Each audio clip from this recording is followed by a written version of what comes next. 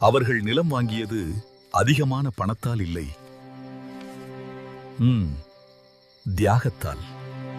அவர்களுக்கு அது மண் இல்லை, அது பாதுகாப்பு, அது மகனின் எதிர்காலம். அவர்கள் அன்புடன் வளர்த்தார்கள். அவன் கடினமாக படித்தான், கடல் கடந்தான். இப்போது வெளிநாட்டு வாழ்வு. ஆண்டுகள் சென்றது, வயது வந்தது. நிலத்தை காக்க அவர்களால் இனி முடியவில்லை.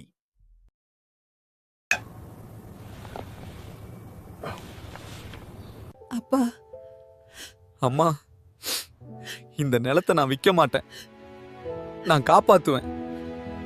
நிலம் இன்சைட்ஸ் உடன் அவர்களின் நிலம் பாதுகாப்பாகிறது. தூரம் இருந்தாலும் அவர்களின் கனவு இப்போது பாதுகாப்பில்.